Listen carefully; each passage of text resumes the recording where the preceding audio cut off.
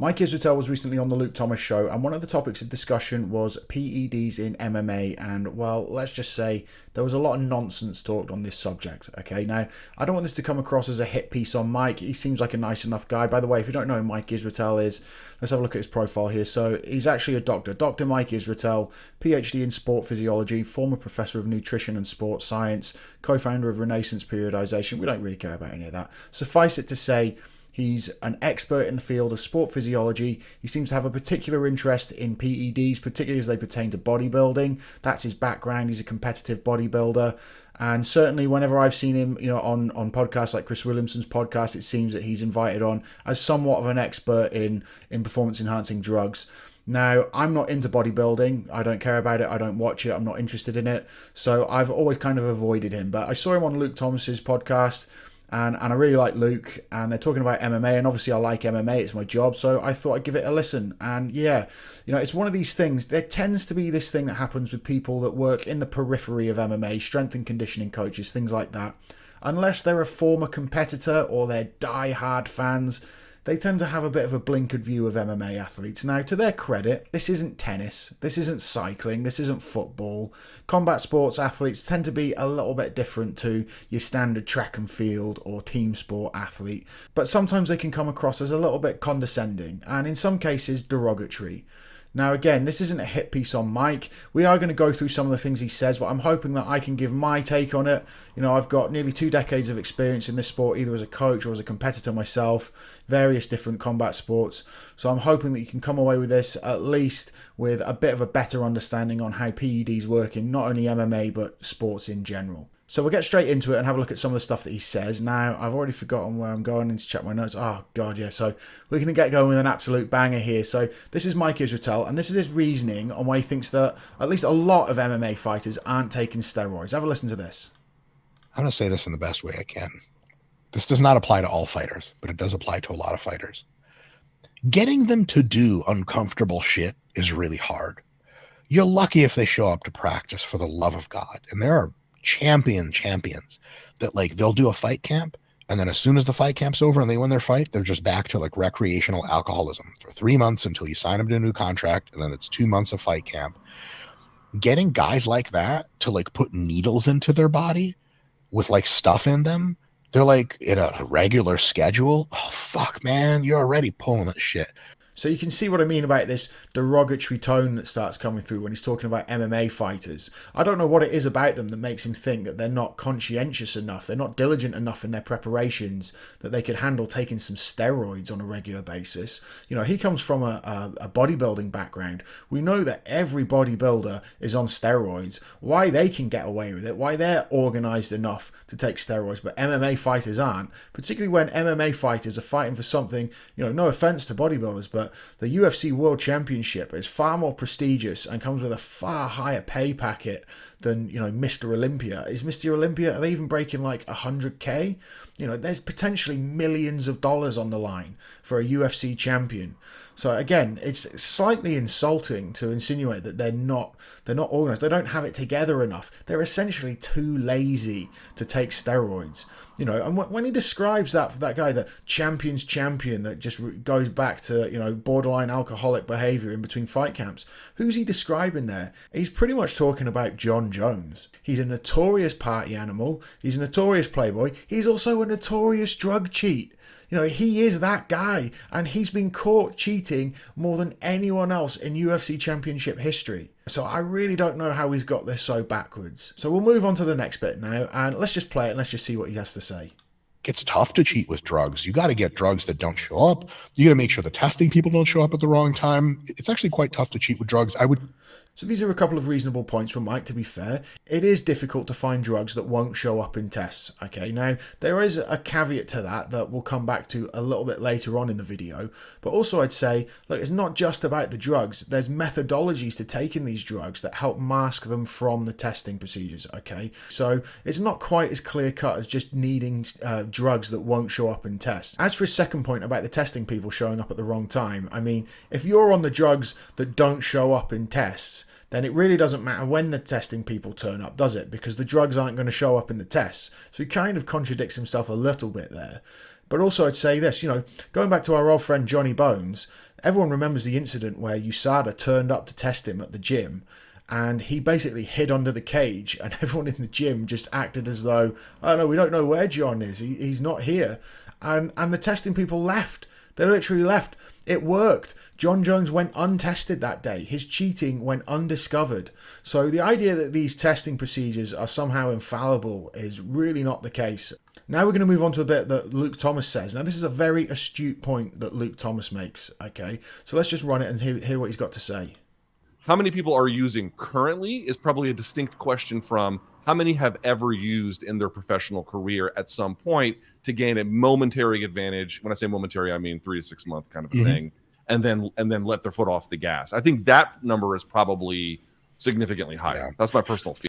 So this is a really good point from Luke, to be fair. When you look at the lower level regional shows in MMA, so we're talking things like Cage Warriors, Aries, Brave FC, King of the Cage, that kind of thing.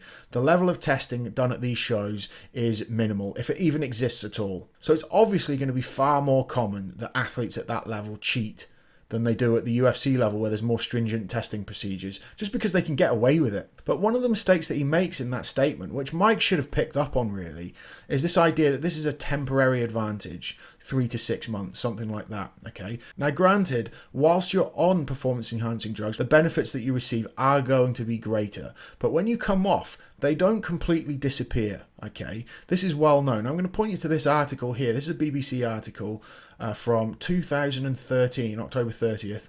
Steroids can benefit athletes for a decade after use. A decade. When we're talking about a professional athlete's career, 10 years might as well be a lifetime, And basically what it goes on to say is that if you've used steroids, for instance, to gain muscle mass, okay, the advantage that it confers to you for gaining muscle mass never completely leaves you, okay, or certainly not for that 10-year window. It will be easier for you to put muscle mass on going forward, whether you're on steroids or not. And this is accepted science, okay? Again, this is a 10-year-old article. There's been lots of studies on this, and they all say generally the same thing, okay? The idea that these effects, as soon as you come off steroids, that all your benefit from them goes, it's nonsense, okay? And I know for a fact that there are people that not only say, well, I'm going to cheat early on in my career, and when I get to the UFC level, I'll just stop cheating and, take my chances. But a lot of them now, they're in the know just as much as anyone else, and they say, well, actually, I'm going to cheat as much as I can early on with steroids, and then when I eventually come off them, when I get to the UFC level, I'm still going to be feeling the benefit of them anyway. So again, a very astute point from Luke there. There's a massive discrepancy between the number of fighters that have used steroids and PEDs in their career compared to who is currently on them, certainly at the highest levels. And like I say, Mike should have picked up on that. He is the expert in these matters, and that should have flagged him up to point these things out to Luke, but he doesn't. So we're going to move on now, and we're going to get back to Mike, and this is where some of the really fruity stuff comes out. It starts getting wild with some of these statements, I'm warning you. So let's have a listen. Because again, the other thing is, when you start using drugs, like steroids, for example, what are they giving you? Enhanced aggression. Most guys don't have a problem with enhanced aggression. Good God, they're just trying to stay out of jail between training. They're good on that front. Enhanced aggression. Like, really? Is this guy for real? Let me tell you something. I've been in this game the best part of 2 decades. And in that time, I've known many fighters that have taken steroids. I've known many non-fighters that have taken steroids. Bodybuilders. Guys that just want to look good for the girls. And in that time, none of them ever, and I'd wager in the history of steroid use, has anyone ever taken them for the purpose of enhancing their aggression. This is absolute nonsense. I honestly don't know why he'd say something like this. He might as well say that, back knee is a benefit of taking steroids. It's absolutely bonkers. What are you talking about, Mike? Let's move on to the next one. The other thing is, like, the drugs can enhance your recovery. True, but the drugs pump you up to work so hard in the gym. You actually like double dip on that. Yeah, they help you recover, but you're also doing more damage in training. That's the whole point, Mike. That is literally the whole point. That is why they do it. So they can work harder and still achieve the same level of recovery as a clean athlete. Look, if you come in on a Monday and you can work twice as hard and still make it to train on a Tuesday and train twice as hard again compared to a clean athlete, then you've got your edge, haven't you? That's the whole point. I don't understand how he's got so confused. I really don't. This is supposed to be his wheelhouse, and he's talking absolute nonsense. It's literally the whole point. The number one reason they take it is recovery, so they can push themselves that little bit harder in training and still make it in the next day. And you add that up over the days, the weeks, the months, over an entire camp, you've got a massive edge over a clean athlete. Absolutely massive. So how he's got so confused on this, again, I just don't understand it. So we're not going to go over any more of what he said. I've gone through the main points that annoyed me. I will put a link to the segment in the description. I'd urge you to go and watch it. You can tell me if you think that I'm being too harsh on him. Give me your other thoughts as well. But I did want to go back to one other bit before I ended the video, and that was what we were talking earlier about designer drugs, okay? So I'm going to give you an idea of how this works, not just in MMA, but in sports in general.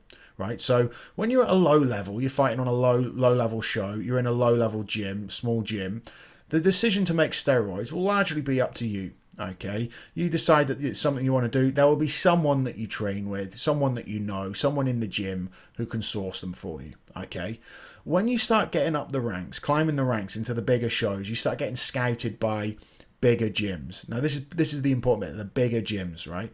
You get recruited by a bigger gym and you're going to go there. They will have a guy on their staff who will sort this out for you. Okay, it's similar to how it works with a physio. You go to the physio, you've got, oh doc, I've got a sprained ankle. Okay, here's the exercises that you're going to do. You're going to do a Monday through Friday and you come back next week and we'll see how you're getting on. Okay, it works in a very similar manner. You'll go and see this Dr. Feelgood who's on the staff of the big gym. Okay, and he's going to tell you exactly what you need and he's going to give it to you and he's going to tell you exactly when to take it. Okay, and you'll come back and see him next week and see how you're getting on. Okay, this is the way it works in these big gyms. They will take the hassle of finding these drugs out of your hands. Now, this is really important to understand, okay? And I want you to bear this in mind when you next see a young fighter who's popped for steroids. You know, these are all young men. They're, you know, somewhat impressionable. They're somewhat naive. They've got dreams and aspirations. They're desperate to achieve them. And when they get into a setting like a big gym and they're training under coaches and fighters that they admire and respect and look up to, a lot of times when they're told to take these drugs, they'll just yield to that and they'll just do it. So they're not bad people because they got caught cheating. Most likely, certainly if he's one of the big gym boys, you know, this was a decision that was taken for him. He was pushed into this. Now, I'm not saying they don't deserve punishment. I'm not saying that they should get away scot-free. Okay, but you just need to understand the way this system works. And this is true for sports across the board. This story is not unique to MMA. How many times you need to see this happen? There was the Alberto Salazar scandal, you know, just a few years ago. It happens all the time in every single sport. So just bear that in mind the next time some young 25-year-old guy pops for steroids. Now we're going to leave it there. I'm going to shut the video off. Thanks ever so much for watching. I hope you've learned even just a little bit on the way these things work and why fighters take steroids and other PEDs to begin with. Like and subscribe, and if you've got anything to contribute, you've got any questions, leave them in the comments. I'll do my best to answer them for you. Thank you very much.